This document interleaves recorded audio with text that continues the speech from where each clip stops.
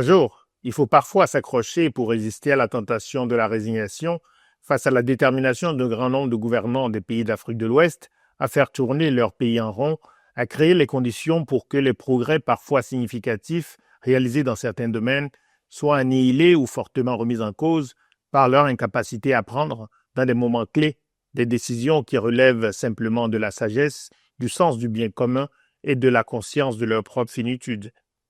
Côte d'Ivoire conjurait le spectre d'une rechute à tout prix. C'est le titre d'une tribune que nous avons publiée sur le site de Wati le 17 avril dernier, un texte signé de l'analyste politique Wendiam Lankwade. Cet article est une alerte sur la dégradation du climat politique en Côte d'Ivoire, alors que l'élection présidentielle est prévue en octobre prochain. Ce sera à la fin du 3e mandat de 5 ans du président Alassane Ouattara, quand on compte sans interruption, comme on l'apprend à l'école, le nombre de mandats depuis sa première élection en novembre 2020, élection contestée, suivie d'un conflit armé meurtrier. Mais comme ce fut le cas dans plusieurs pays africains, il a suffi de changer de constitution et de république avant la fin du 2e mandat pour remettre le compteur à zéro et contourner la limitation du nombre de mandats présidentiels à 2. La candidature du président Ouattara avait donc été acceptée par le Conseil constitutionnel après des semaines de débats juridico-politiques. La question ne se pose pas cette année. Si le président sortant fait acte de candidature, ce qui aujourd'hui paraît l'hypothèse la plus probable, elle sera validée par la juridiction constitutionnelle.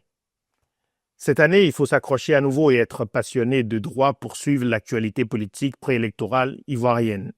Le débat porte sur l'éligibilité de Tidjane Thiam, celui qui est apparu depuis quelques mois comme le seul véritable adversaire politique sérieux du camp du président sortant. Les autres personnalités politiques les plus connues sont hors course pour cause de condamnations diverses par la justice, sauf revirement improbable dans les prochains mois. Qu'il s'agisse de l'ancien président Laurent Gbagbo, de son ancien proche Charles Blé Goudé ou de l'ancien premier ministre Guillaume Soro, qui fut aussi le leader de la rébellion armée qui a soutenu militairement Alassane Ouattara. Dans son article publié avant une importante décision de justice concernant Tidjane Thiam, Wendiam Lankwade évoque la polémique sur la nationalité de ce dernier, qui a pris le contrôle du Parti démocratique de Côte d'Ivoire, le PDCI, après le décès de l'ancien président Henri Konan Bédié.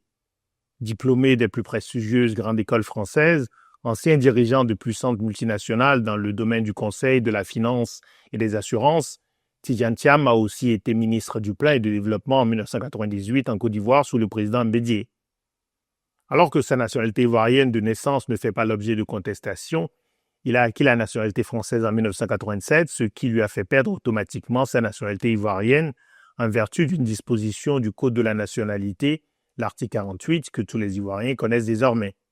Il n'aura récupéré sa nationalité ivoirienne qu'après avoir renoncé à la nationalité française, ce qui fut acté par un décret du président français daté du 18 mars dernier.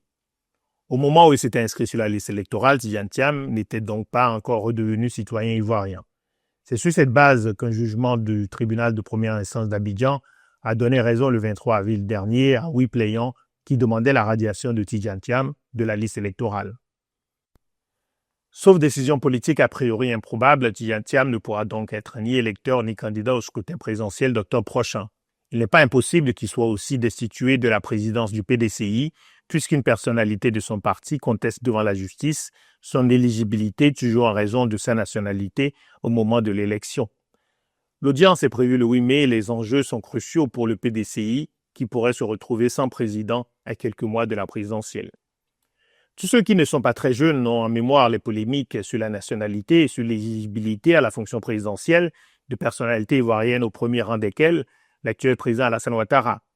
Les disputes sur qui est vraiment ivoirien et qui ne l'est pas, qui peut montrer son village d'origine et qui ne le peut pas, qui est de père et de mère ivoirien et peut prétendre diriger le pays et qui ne le peut pas, avaient abouti à une dangereuse fracture de la société ivoirienne.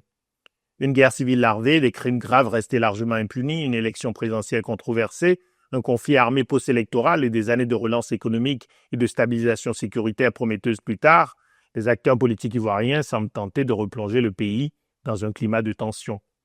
Il faut bien admettre que Tidjane Thiam aurait dû renoncer beaucoup plus tôt à la nationalité française et aurait dû s'assurer de ne laisser aucune faille dans son dossier qui puisse être exploité par ses adversaires. Il faut aussi constater que se profile à nouveau une élection présidentielle dans des conditions qui favoriseront outrageusement le pouvoir en place.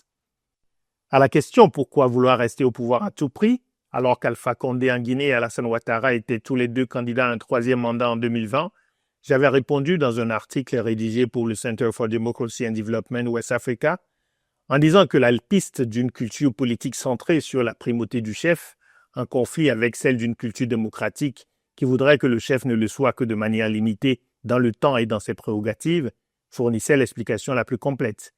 La culture politique du chef au pouvoir quasiment illimité induit une gouvernance qui crée les conditions d'une obligation de rester au pouvoir à tout prix. La perte du statut de président expose l'ancien chef et ses alliés longtemps intouchables à des ennuis judiciaires, à des règlements de comptes, à l'exil ou à la déchéance matérielle. La peur de partir devient alors plus forte que l'envie de rester. Mais l'implication est la même. Il faut rester aussi longtemps que possible au pouvoir. Le président Ouattara n'est pas encore candidat à l'élection d'octobre prochain. Il a encore la possibilité de prendre une décision qui pourrait changer le cours de l'histoire et mettre enfin son pays sur le chemin d'une stabilité politique qui reposerait non pas sur un homme fort, organisé et ambitieux, mais sur des institutions politiques fortes, équilibrées et légitimes. La bonne décision lui permettrait de se retirer à 83 ans, avec un bilan solide sur les plans économiques et sécuritaires et même sportifs, avec les 3 étoiles acquises par l'équipe ivoirienne de football au terme de la Coupe d'Afrique des Nations, qui fut un beau succès populaire en 2024.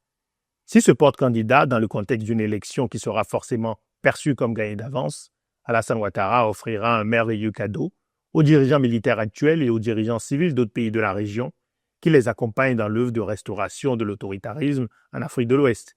Ce sera aussi du pain béni pour les populations jeunes et moins jeunes qui sont convaincus qu'il n'y a aucune différence entre des démocraties dysfonctionnelles et des dictatures violentes. Le président Ouattara peut encore éviter d'asséner un coup terrible à une Afrique de l'Ouest où la culture et l'espérance démocratique ne survivent que dans une poignée de pays.